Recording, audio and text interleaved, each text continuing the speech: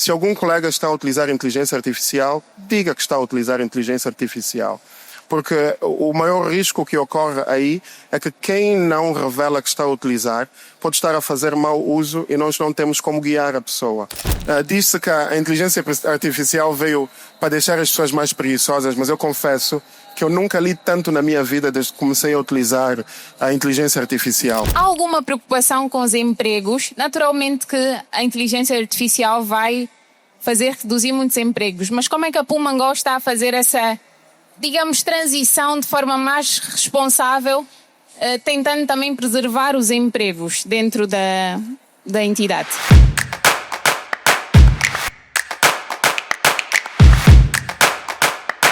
E o tema de hoje é inteligência artificial com propósito, da eficiência à ética. Acredito que todos nós aqui hoje já usamos inteligência artificial, mas se não usam, não se preocupem porque hoje vamos aprender muito.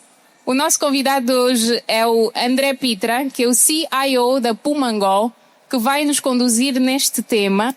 Seja bem-vindo, Sr. André. Muito obrigado, Juscelia. É um prazer tê-lo aqui conosco. Todo meu. Muito obrigado. Muito bem. Então vamos começar e vamos já aqui diretamente ao tema, sem muitos rodeios. Gostaríamos de saber, Sr. André, como é que a inteligência artificial está a ser aplicada na Pumangol? Muito obrigado, Juscelia. Conseguem me ouvir, não é? Então, eu vou tentar não gritar muito hoje. A nossa abordagem é pragmática e estratégica. Nós estamos focados em aumentar a capacidade das nossas equipas.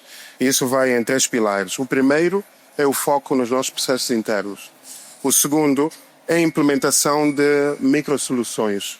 E o terceiro sendo a utilização da inteligência artificial no apoio à tomada de decisão. Então, relativamente aos processos internos, nós estamos a olhar para aquilo que nós estamos a fazer no back-office, olhar para aquelas tarefas assim um bocadinho mais chatas de fazer, e encontramos algumas oportunidades de aplicar a inteligência artificial que é para aliviar um bocadinho a carga dos nossos trabalhadores. Quanto à implementação de microsoluções, nós estamos a ver a entrar também uma nova gama de soluções dentro da organização que não vêm necessariamente para substituir o teu ERP, as tuas soluções de produtividade, mas vêm para complementar isso e dar um bocadinho mais de enhancement à habilidade ou à capacidade da pessoa que a usa. E por último, em termos das ferramentas de apoio à decisão, é uma das coisas que a inteligência artificial melhor faz, que é estruturar grandes bases de dados e, como podemos conversar com ela, ajuda a tirar um bocadinho mais de informação do que antes era possível fazer. Muito bem, André. E estamos a conseguir ter algum ganho de eficiência dentro da Pumangol? Estamos a conseguir transformar os processos internos com a inteligência artificial? Isso é todo um processo e vamos trabalhando nisso. Nós entendemos que a parte inicial tem a ver com consciencialização das pessoas. Nós ainda hoje vemos aquelas pessoas que oferecem alguma resistência na utilização e entendemos que isso durante a implementação depois dos investimentos pode ser algo que faça destruir o valor. Então, tem 3 exemplos que eu trouxe aqui que é para mencionar. Um exemplo, e estes estão todos em piloto neste momento, é um assistente RH. O assistente RH serve para aliviar a carga do pessoal dos recursos humanos que continuamente tenta a explicar para as pessoas matérias que são encontradas dentro dos nossos procedimentos. É claro que nós temos que ter aquele toque humano e aproximar e perceber as perguntas da forma que elas são feitas pelas pessoas.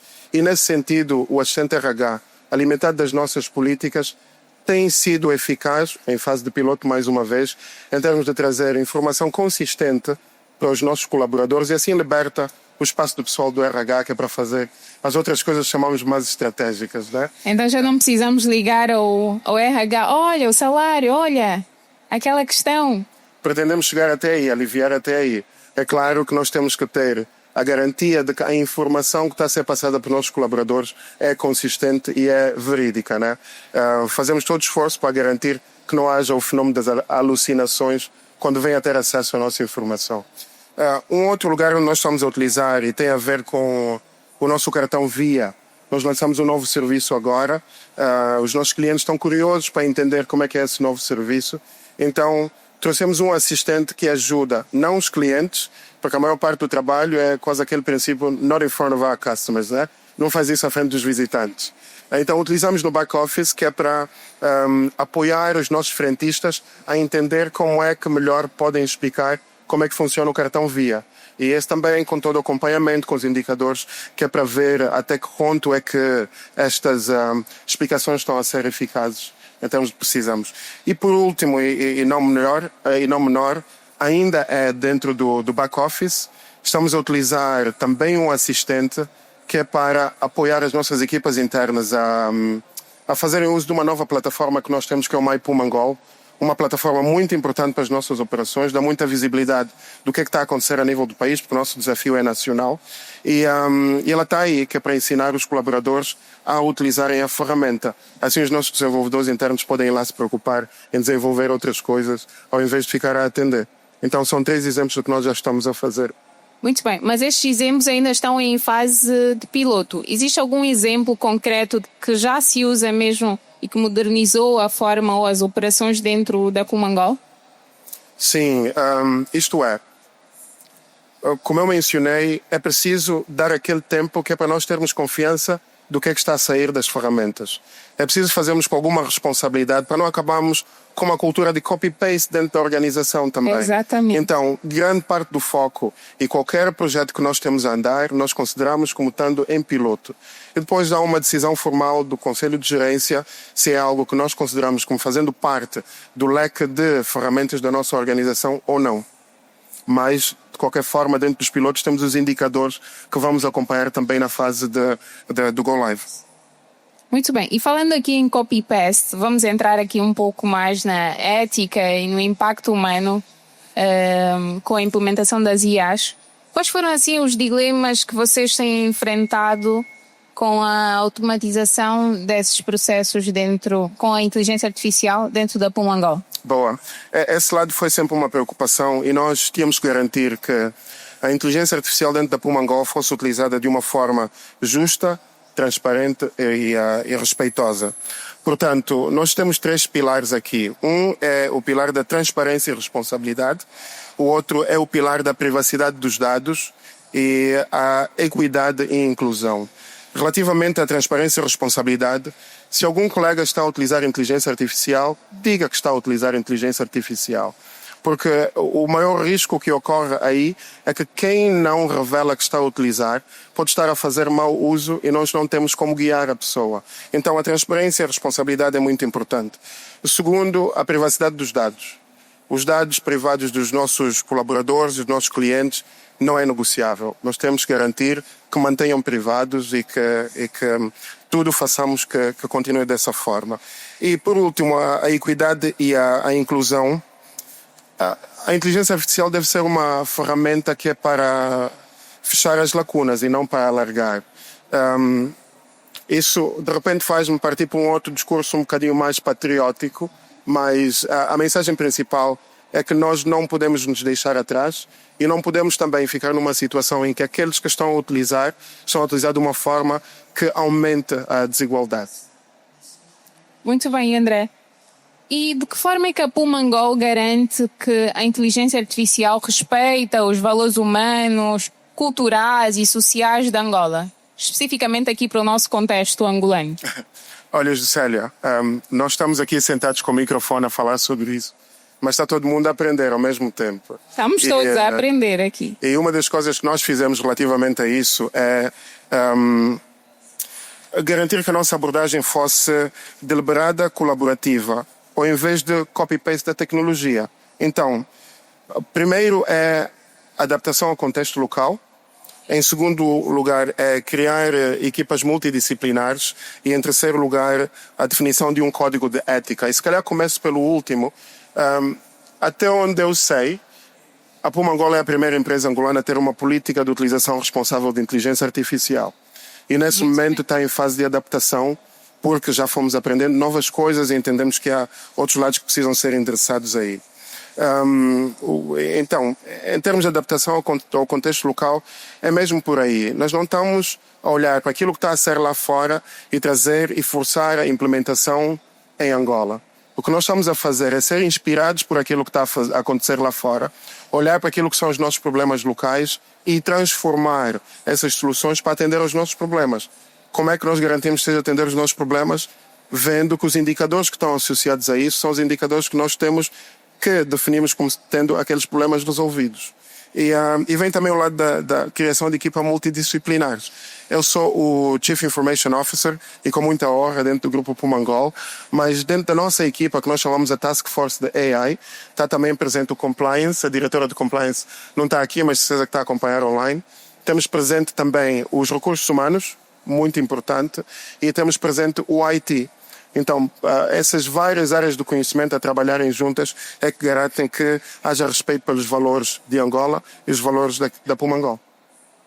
Muito bem. E falando em valores, eu sei que a inteligência artificial traz ou tem trago muita eficiência dentro das empresas, no nosso dia a dia, mas há alguma preocupação com os empregos? Naturalmente que a inteligência artificial vai fazer reduzir muitos empregos, mas como é que a Pumangol está a fazer essa, digamos, transição de forma mais responsável, tentando também preservar os empregos dentro da entidade? Certo. Essa pergunta é muito perigosa. Mas a palavra-chave aí, Juscelia, foi a palavra transição. Porque hoje é muito difícil dizer como é que a inteligência artificial vai estar daqui a 5 anos, daqui a 4 anos, daqui a 3 anos, se calhar até nem como é que vai estar no próximo ano.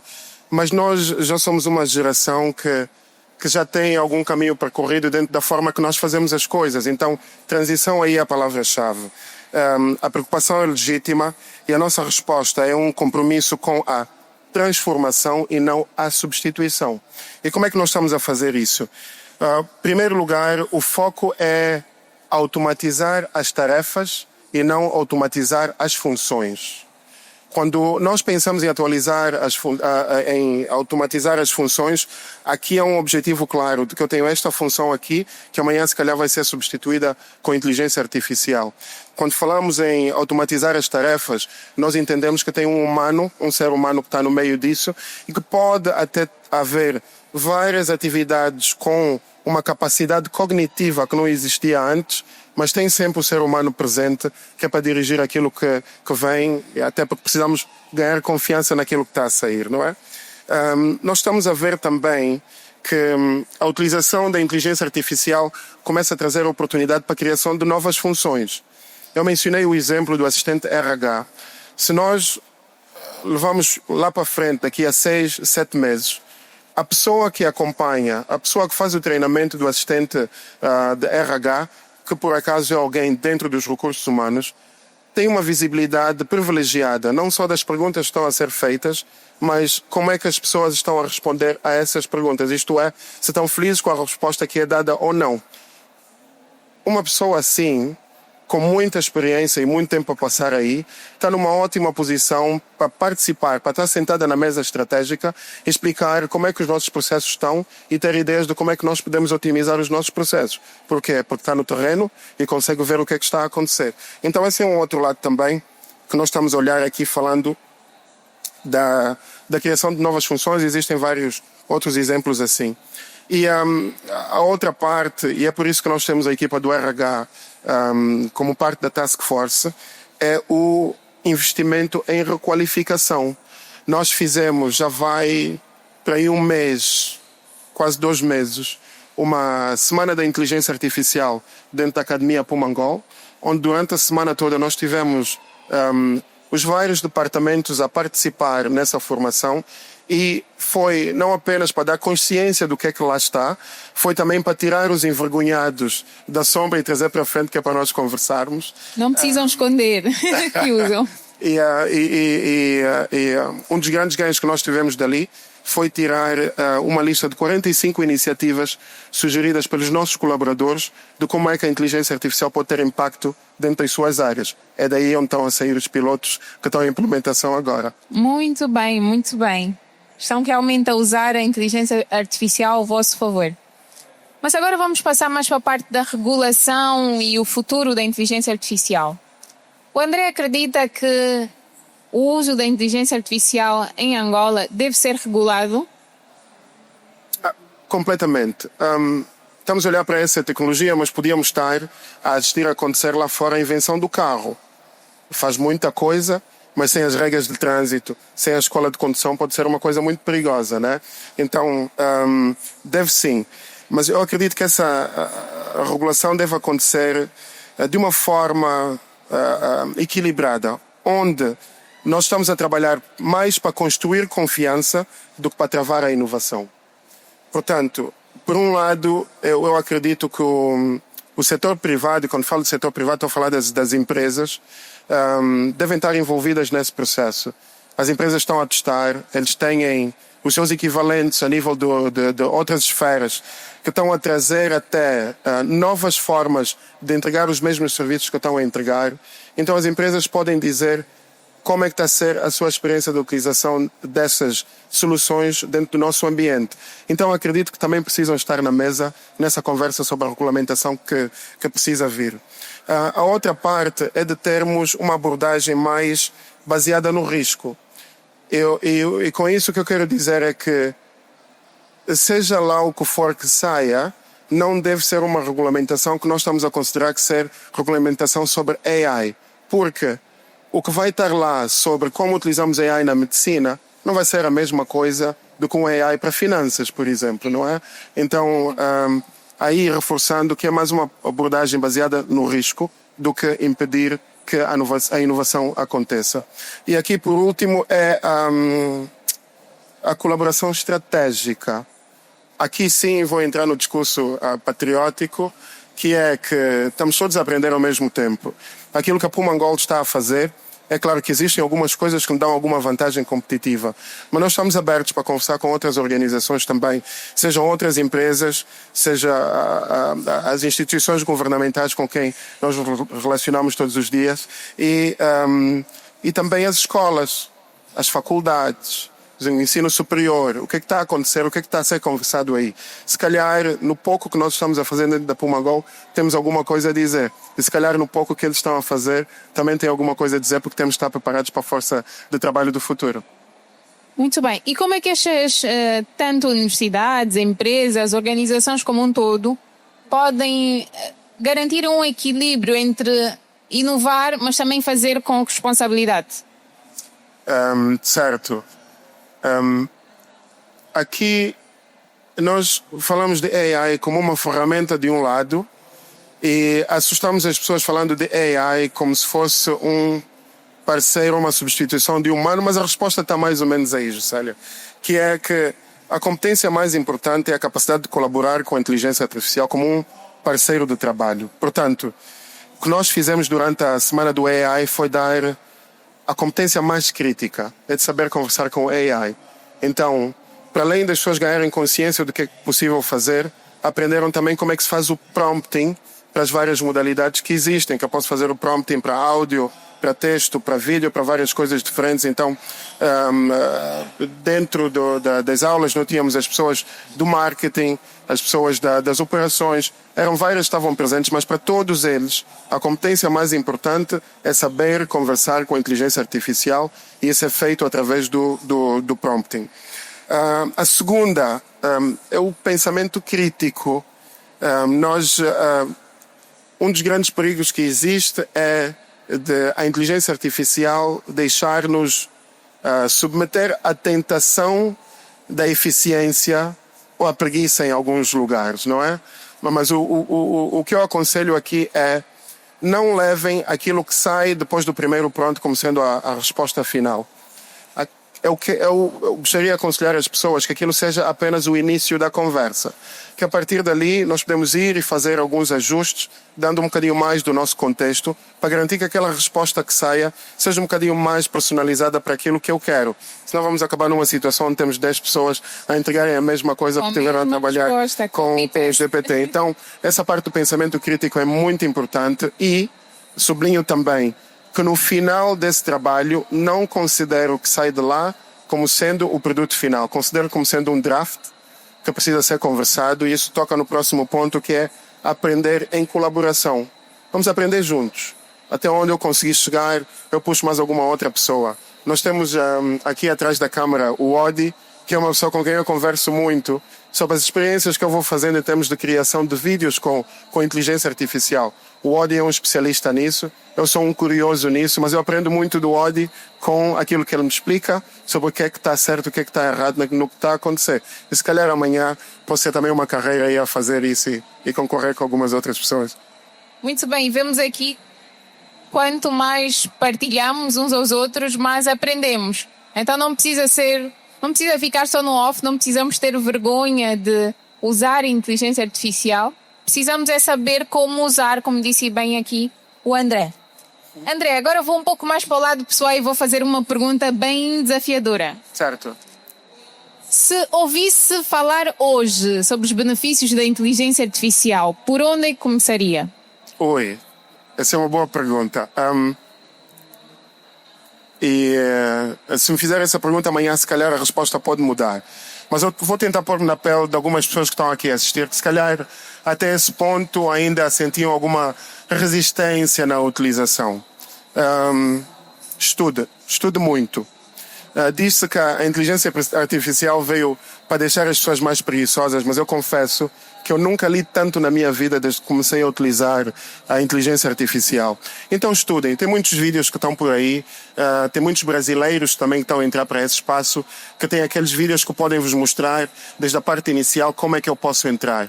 E durante o tempo todo em que estiver a estudar, tento pensar em como é que eu posso fazer uma utilização prática disso. Então, em vez de entrar como um consumidor, que é o normal das redes sociais, a Juscelia e algumas outras pessoas, que é uma exceção, porque são criadoras de conteúdos. Mas a maior parte dos utilizadores das redes sociais são mais do consumo do conteúdo. Então, tenta pôr-te num outro lugar e ver como é que isso aqui pode agregar valor para aquilo que eu já faço no meu dia a dia. E vou esticar mais um bocado.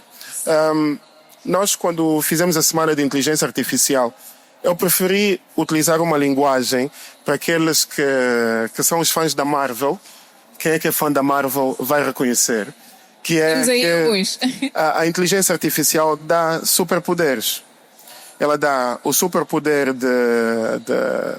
para comunicar, dá o superpoder para construir. Eu hoje, e mesmo para a minha cábulazinha aqui para a nossa apresentação, desenvolvi uma solução que pudesse funcionar para mim como cábula e não tenho assim tanta experiência de desenvolvimento quanto alguns dos nossos colegas que estão aqui presentes. Então é por aí, dá esses superpoderes se nós nos permitimos trazer como uma ferramenta de colaboração para nós. Aí vem a pergunta que, como dizem na Marvel, né? Com grandes poderes vêm grandes responsabilidades, né? É ver o que é que tu vais fazer com esses superpoderes. Muito bem, com grandes poderes vêm grandes responsabilidades. Também aprendi hoje. Não sou muito fã da Marvel, mas faz todo sentido. Tem que assistir. Ainda aqui para o lado pessoal, André, se pudesse descrever a IA em uma palavra, qual seria? Uma palavra só. Eu vou dizer... É difícil dizer em uma palavra, porque depois vem uma follow-up question, não é? São difíceis, são muitos. Eu vou dizer a palavra abertura. Abertura. Abertura. E abertura para novas oportunidades, abertura para muita coisa. Eu confesso que, para mim, por exemplo, eu tenho uma carreira dentro da indústria petrolífera e eu tive a oportunidade de trabalhar mais em áreas transversais do que estar especificamente em alguma especialidade. E aprendi muito como auditor, como gestor de processos, nas várias funções que eu passei. E essa experiência toda, quando estás perante uma situação onde é preciso fazer uma comparação com pessoas que foram para a especialidade, tu quase tornas-te um generalista. Mas acredito que com a inteligência artificial eu adicionei para aí mais uns 2 ou 3 anos à minha carreira em termos do que é que eu posso fazer de valor para a sociedade, pegando daquilo que é a minha experiência do passado. Muito bem, André. Já aqui mesmo para fechar, eu aprendi muito, acredito que a plateia aqui também aprendeu muito. Já vamos passar para as perguntas, mas eu quero saber e quero beber aqui um pouco mais da experiência do André. Então vou fazer mais uma pergunta. Certo. Quais são as ferramentas ou as inteligências artificiais que usa no seu dia a dia?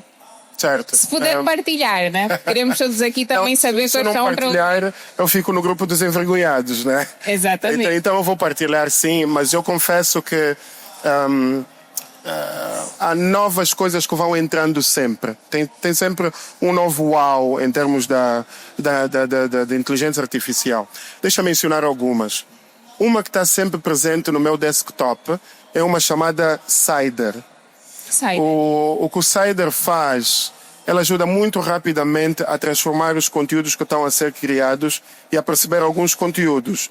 Então, em vez de eu ter 3 ou 4 janelas com o GPT a passar de um lado para o outro, mesmo com o Cider ali ao lado, já com alguns assistentes criados para certas funções, eu já consigo muito rapidamente vencer alguns dos desafios do dia. Por exemplo, eu posso saber o que é que eu quero perguntar para a inteligência artificial, mas há sempre espaço para afinar um bocadinho mais o prompt.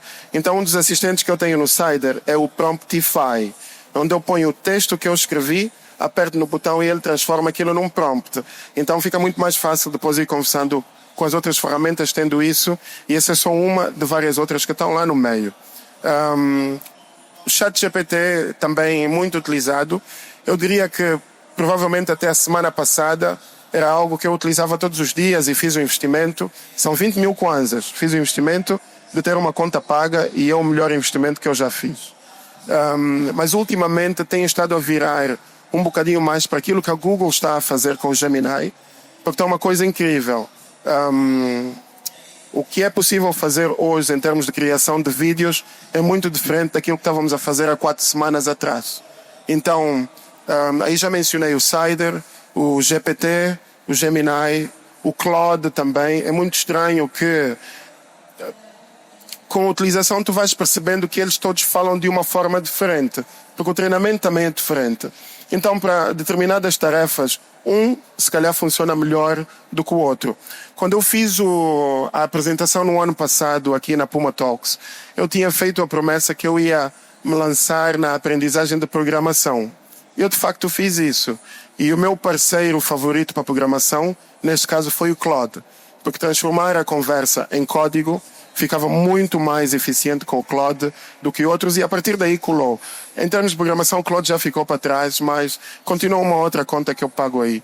E tem muito mais, Juscelia, porque eu crio não apenas conteúdos em texto, estando na vanguarda desse trabalho que vai passar, seja na Puma Angol ou para mim, que sou um amante da tecnologia, há várias outras coisas que não têm necessariamente algo a ver com o meu trabalho, que eu ainda assim vou investigar. Então, tem uma ferramenta que eu recomendo, que é a Suno AI. Os músicos se calhar vão ficar chateados comigo quanto a isso, mas o tempo está assim. Investiguem a Suno AI. O que a Suno AI pode fazer: amanhã, quando cometerem alguma coisa e precisam pedir desculpas, o pedido de desculpas já pode ser feito com um kizomba dedicado para a pessoa a quem estás a pedir as desculpas. E isso tudo, dependendo de como é que o prompt é criado, pode ser feito num espaço de 10 minutos, de ter uma música feita. E eu falo nesse exemplo, mas também aqueles que têm negócios que têm a ver com entretenimento, podem, dentro do seu pacote, também incluir uma música que vai para desejar uma bênção àqueles que vão casar, ou àquele que fez anos, ou outro. Então, Suno é uma ferramenta que eu utilizo também, que é ótima para fazer bandas sonoras, seja música com letra ou sem letra, e os direitos de autor são teus, é minha música, eu é que produzi, se calhar ainda sai o álbum daí. Último também... Só uma de palmas aqui. Um último também, porque essa conversa podia passar o dia todo, é no desafio da criação de vídeos. Até há pouco tempo havia um fluxo de trabalho que era criar uma imagem, depois transformar aquela imagem em movimento, e depois vais buscar um outro superpoder, que é de criar o som, para garantir que aqueles passos todos que estão a ser dados haja um som que está ligado a isso, trazer uma banda sonora também que vá para cima, e depois pôr as pessoas a falarem aquilo que tu queres que fales. Mas a Google, com o VO2 e o VO3, deu um pulo enorme, que tudo isso pode ser feito com um prompt só. Então eu recomendo as pessoas a explorarem o Google AI Studio, que é uma ferramenta grátis que está aí e é super poderosa em termos daquilo que pode entregar. Então, para permitir as pessoas fazerem perguntas ao Padre. Bom, já vimos que se continuarmos, vamos ficar aqui o dia todo. André, muito obrigada pela partilha. A inteligência artificial já é a nossa realidade, já faz parte do nosso dia a dia. E aprendemos aqui com o André que não precisamos esconder que usamos. Precisamos é saber usar, precisamos ver como é que implementamos no nosso dia a dia. E, mais uma vez, não tenham medo de perder os empregos. Sigam aqui o exemplo da Pumangol, que é ser eficientes não nas funções, mas nas atividades que essas funções são realizadas.